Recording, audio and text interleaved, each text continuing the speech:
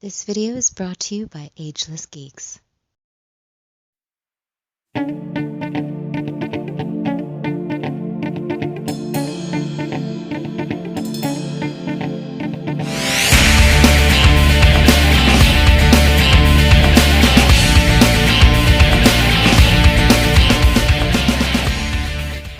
Cowabunga dudes and dudettes, this is Anthony, aka Batbomb82, and today I'll be doing a review of the Super7 TMNT Ultimates Foot Soldier. Now this is one I've been stoked to get in the hand because I absolutely love that classic iconic look for the Foot Soldier, and I'm so stoked to check it out with you guys. But before we crack this thing open, I want to take a closer look at the packaging. Alright guys, so I just wanted to show off this packaging here real quick because I love the Super7 boxes. So we got this purple box here. Now, what's cool is we always get a specific Sulid relating to the actual character in here. So we have a Foot Soldier emblem right there with the head. Then his signature knife right there on the sides like that, which is pretty cool too. I got a Foot Soldier name right there, Super7 right here on that side. Turn around, just Teenage Mutant Ninja Turtles like that.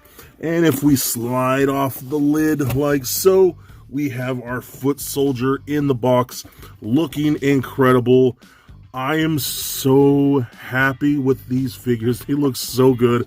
I've been having a blast with the ones that I've already opened up, and man, this Foot Soldier looks killer. Like, I hope we get a second release of this because I need to army build at least like 4 of these guys at the very least. We got this really nice brick pattern all around the box, looking really nice. We got a really nice foot symbol right there. Then a small little bio for the actual Foot Soldier. So if you want to go ahead and read that, go ahead and pause it now.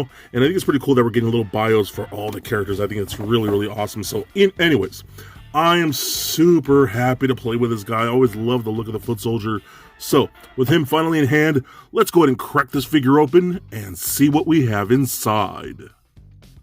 Alright guys, so let's take a closer look at the Foot Soldier here. Now, holy crap, this thing is wild. I mean, again, how much does this look like the vintage figure? That's insane, dude. This is exactly what I've wanted from a TMNT toy line. The TMNT toys were such a passionate thing for me as a child. I love that whole toy line. And just getting updated versions of those is just killer. And I think Super7, for the most part, is doing a really, really good job. Now, unfortunately, I don't have a vintage Foot Soldier, so I have nothing to compare it to with that. I haven't had that figure since I was a kid. But still, this thing looks amazing. The head sculpt, I think, looks really good. I love the big, bright yellow eyes against the dark purple over the hood like that. Looks really nice, too. The whole swoop here with the collar, just like flaring in the wind, looks really good, too. But I love even the Foot logo on the top of the head right here.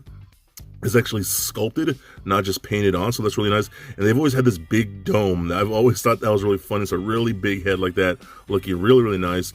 The folding and all the clothing looks really good. I love the forearm guards, but they have all this really nice texture in there.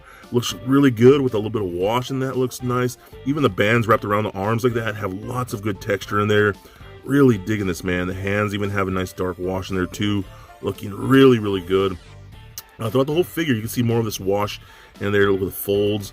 Again, the bandage wrapping like that, all that extra detail with the texture, even down to the feet, looks really, really good. No peg holes like that. But all this looks really nice, man. I'm really, really loving these. There's so much fun. Like, I just want to play with them and just be a big kid again and play with my vintage Ninja Turtles. I don't know what it is, dude. I love the way these came out. The paint on that looks really nice.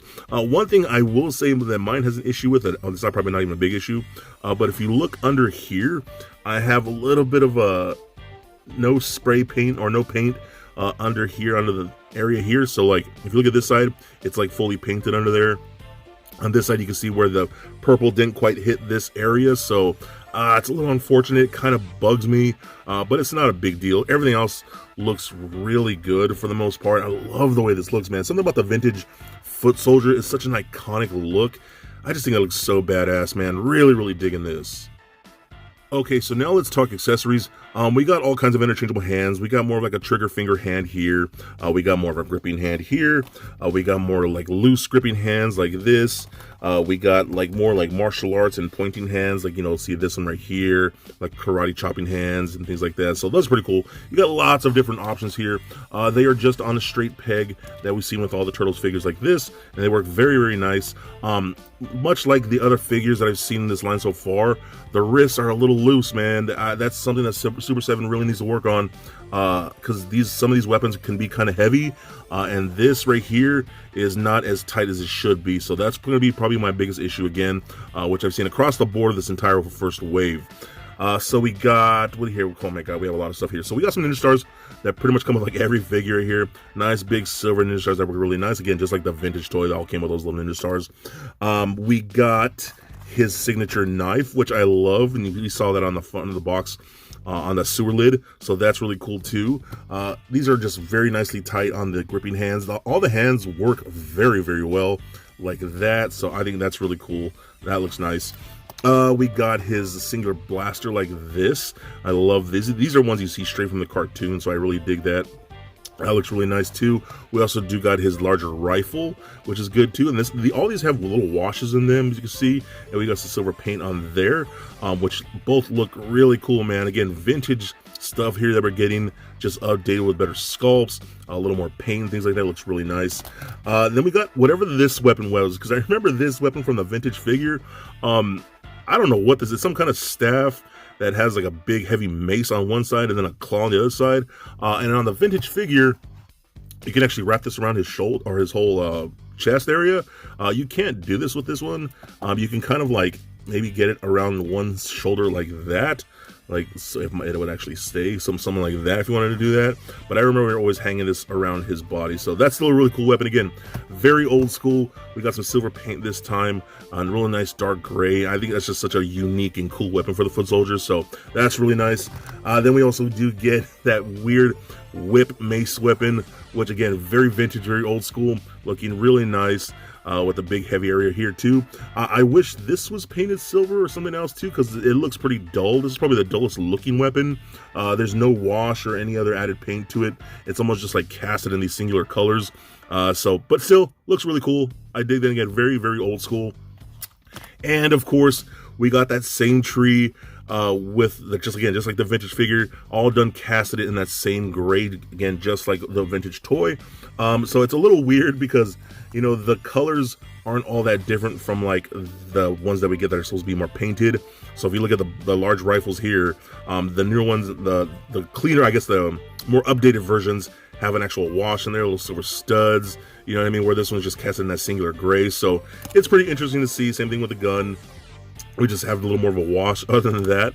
So I'm not going to cut any of these out because I just want to display them. Same thing with a knife, just all done in that cast of gray. So you have the options. I think it's really cool that Super 7 is giving us different display options for this. But I want to just display these side by side with the figure itself because I think that's so freaking rad. See, that seems to be it. I think we got everything here.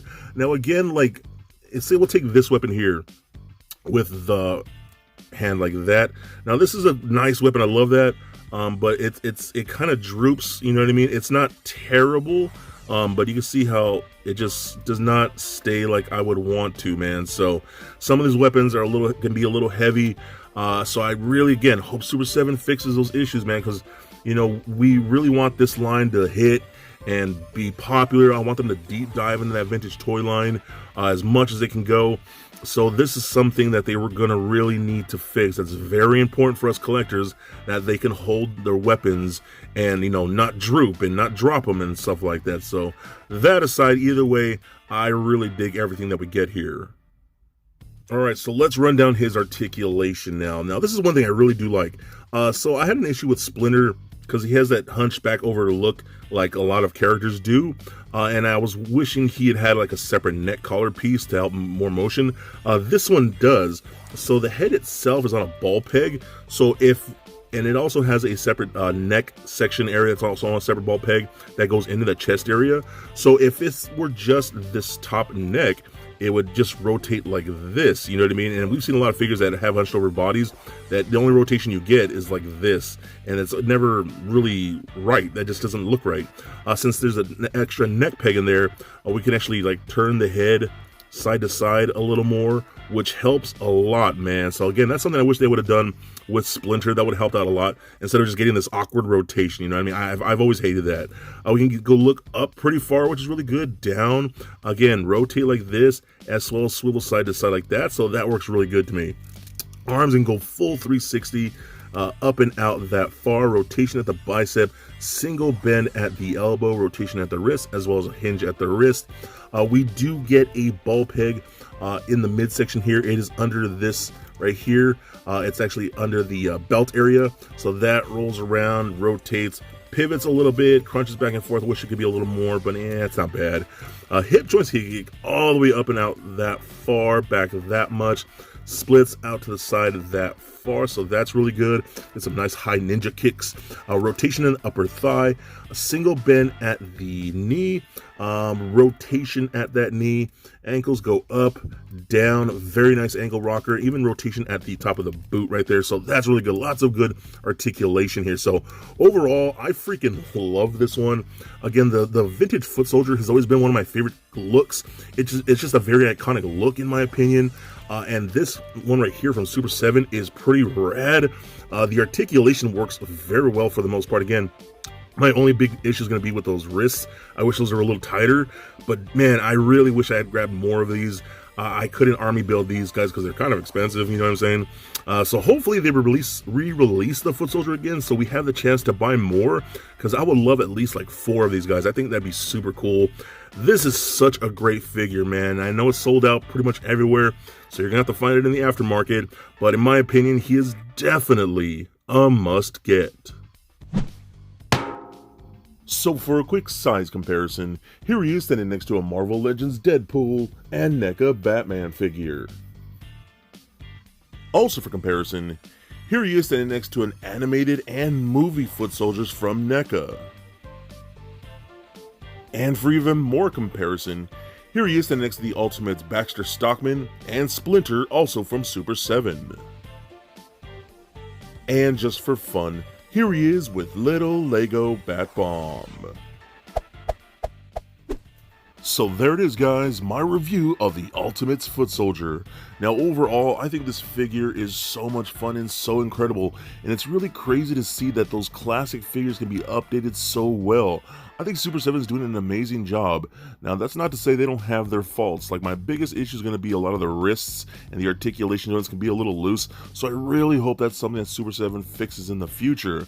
But other than that, the sculpt and the paint are gorgeous. I love the extra detail, like the texture that we see here and there, and all the accessories and weapons and interchangeable hands are really cool. That's something that I love about these figures. Now, I really want to army build these guys, so I'm hoping they can re-release this figure, or maybe in a 2-pack, I don't know, but that's something we definitely need. Everybody wants to army build these guys, and I really hope we can do that. He's so rad and so much fun, and in my opinion, a definite must get. So please comment, like, and subscribe. Stay nerdy, my friends.